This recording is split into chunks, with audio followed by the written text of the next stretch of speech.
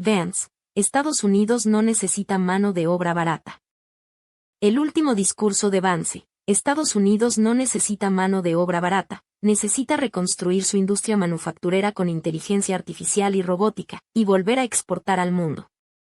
Now, as some of you may have seen, and I talked about this with Ben backstage, I spoke at a conference in Paris last month where my message to a group of CEOs and foreign leaders was that we should embrace the future head on. We shouldn't be afraid of artificial intelligence, and that particularly for those of us lucky enough to be Americans, we shouldn't be fearful of productive new technologies. In fact, we should seek to dominate them, and that's certainly what this administration wants to accomplish.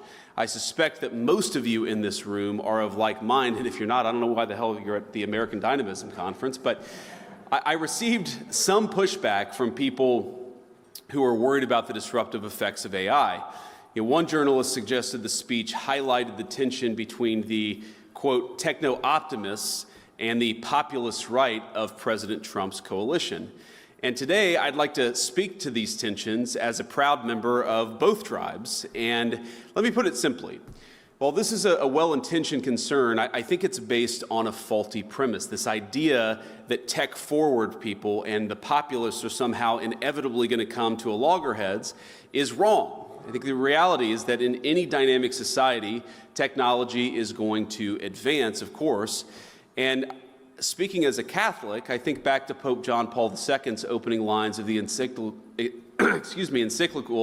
Labora Mixarens, quote, "Through work, man must earn his daily bread and contribute to the continual advance of science and technology, and above all, to elevating unceasingly the cultural and moral level of the society within which he lives," end quote.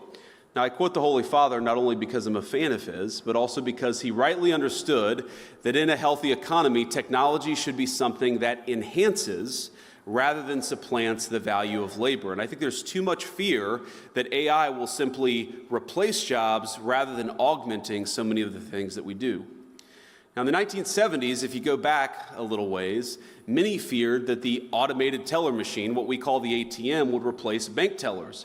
In reality, the advent of the ATM made bank tellers more productive, and you have more people today working in customer service in the financial sector than you had when the ATM was created.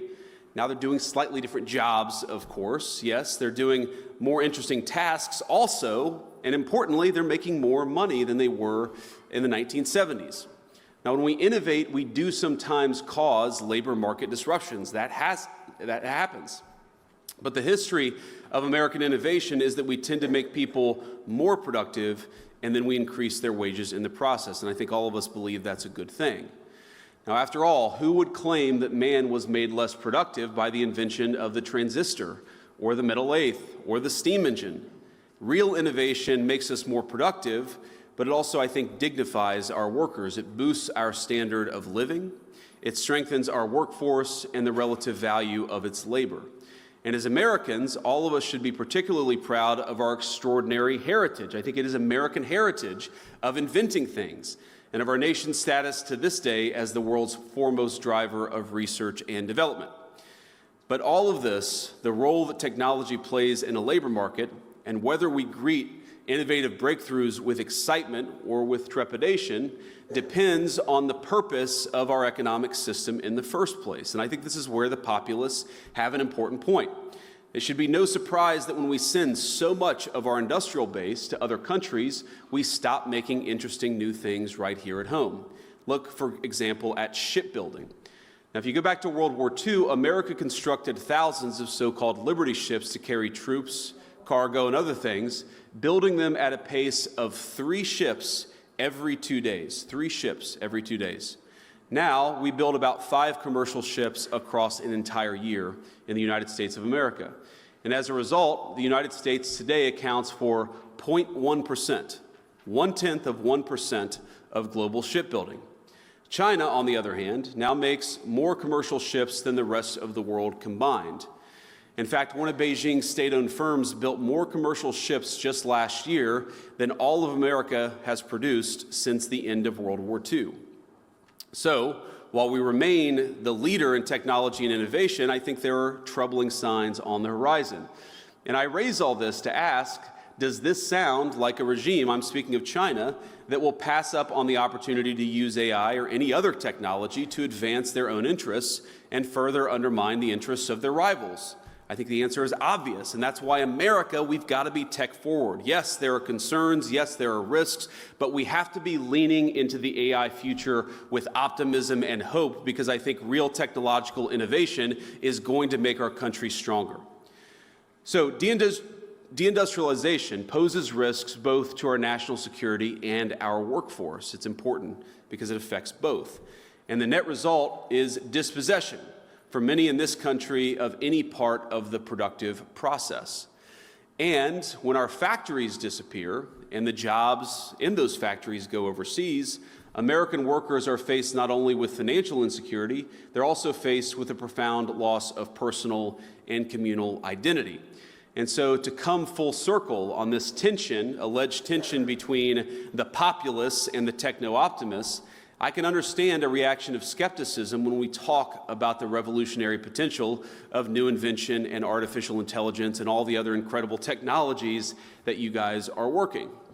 But I think that that tension is a little overstated. And so I'm going to come back to what's sort of dividing some of the tech optimists and the populists on our side. I think the populists, when they look at the future, and when they compare it to what's happened in the past, I think a lot of them see alienation of workers from their jobs, from their communities, from their sense of solidarity.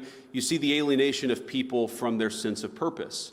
And importantly, they see a leadership class that believes welfare can replace a job and an application on a phone can replace a sense of purpose. Now, I remember a Silicon Valley dinner in particular back when I was in my tech days, where my wife and I were sitting around talking to some of the leaders of the important technology firms of the United States, and this was probably in 2016 or 2017. And I was talking about my real worry that we were heading in a direction where America could no longer support middle-class families working on middle-class wages. And importantly, that even if you had enough economic dynamism to provide the wealth to ensure those people could, afford to buy a house and afford their food and so forth, that even if you replaced the financial element of their jobs, you would destroy something that was dignified and purposeful about work itself. And I remember one of the tech CEOs who was there, that CEO, you would know his name if I mentioned it. He was the CEO of a multi-billion-dollar company. He said, well, I'm actually not worried about the loss of purpose when people lose their jobs. And I said, okay, well, what do you think is going to replace that sense of purpose? And he said, digital, fully immersive gaming. And then my wife texted me underneath the table and said, we have to get the hell out of here. These people are effing crazy. Now, I don't think that, of course, that CEO's views are representative of most people in this room, but when I think about a lot of the workers, based on what they've seen in the past, are very worried about the future because, frankly, their leadership has failed to serve them. And then I think about this from the perspective of a lot of the tech optimists. I think a lot of the tech optimists, they see overregulation, they see stifling innovation. I mean, you guys are builders. They are builders. And while they may sympathize with those who lost a job, they're much more frustrated that the government won't allow them to build the jobs of the future. And they know that as hard as it is to build a business in digital media, it's still harder to build one in robotics or life sciences or energy in what we call the world of atoms. They see a government that makes their lives harder, and they must trust anyone who looks to that government for aid. And what I'd propose is that each group, our workers, the populists on the one hand, the tech optimists on the other, have been failed by this government. Not just the government of the last administration, but the government in some ways of the last 40 years. Because there were two conceits that our leadership class had when it came to globalization. The first is assuming that we can separate the making of things from the design of things. The idea of globalization was that rich countries would move further up the value chain while the poor countries made the simpler things. You would open an iPhone box and it would say designed in Cupertino, California. Now the implication, of course, is that it would be manufactured in Shenzhen or somewhere else. And yeah, some people might lose their jobs in manufacturing, but they could learn to design, or to use a very popular phrase, learn to code. But I think we got it wrong. It turns out that the geographies that do the manufacturing get awfully good at the designing of things. There are network effects, as you all well understand. The firms that design products work with firms that manufacture. They share intellectual property, they share best practices, and they even sometimes share critical employees. Now, we assume that other nations would always trail us in the value chain, but it turns out that as they got better at the low end of the value chain, they also started catching up on the higher end. We were squeezed from both ends. Now, that was the first conceit of globalization. I think the second is that cheap labor is fundamentally a crutch, and it's a crutch that inhibits innovation. I might even say that it's a drug that too many American firms got addicted to. Now, if you can make a product more cheaply, it's far too easy to do that rather than to innovate.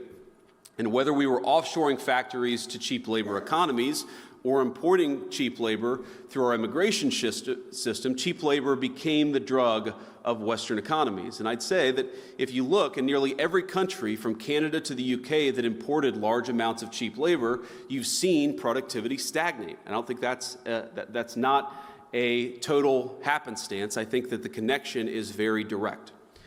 Now, one of the debates you hear on the minimum wage, for instance, is that increases in the minimum wage force firms to automate. So a higher wage at McDonald's means more kiosks. And whatever your views on the wisdom of the minimum wage, I'm not going to comment on that here. Companies innovating in the absence of cheap labor is a good thing. I think most of you are not worried about getting cheaper and cheaper labor. You're worried about innovating, about building new things, about the old formulation of technology is doing more with less. You guys are all trying to do more with less every single day. And so I'd ask my friends, both on the tech optimist side and on the populist side, not to see the failure of the logic of globalization as a failure of innovation. Indeed, I'd say that globalization's hunger for cheap labor is a problem precisely because it's been bad for innovation. Both our working people, our populists, and our innovators gathered here today have the same enemy.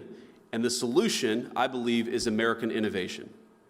Because in the long run, it's technology that increases the value of labor. Innovations like the American system and the interchangeable parts revolution it sparked, or Ford's moving assembly line that skyrocketed the productivity of our workers. That's how American industry became the envy of the world. And that's what I really want to talk about today, why innovation is key to winning the worldwide manufacturing competition, to giving our workers a fair deal, and to reclaiming our heritage via America's great industrial comeback. And I believe that's what we're on the cusp of, a great American industrial comeback. Because innovation is what increases wages. It's what protects our homelands, and I know we have a lot of defense technology companies here. It's what saves troops' lives on the battlefield. And I know everyone here today largely agrees. It's why we have some of the greatest inventors and thinkers in energy, precision machining, countless critical high-value industries just in this room.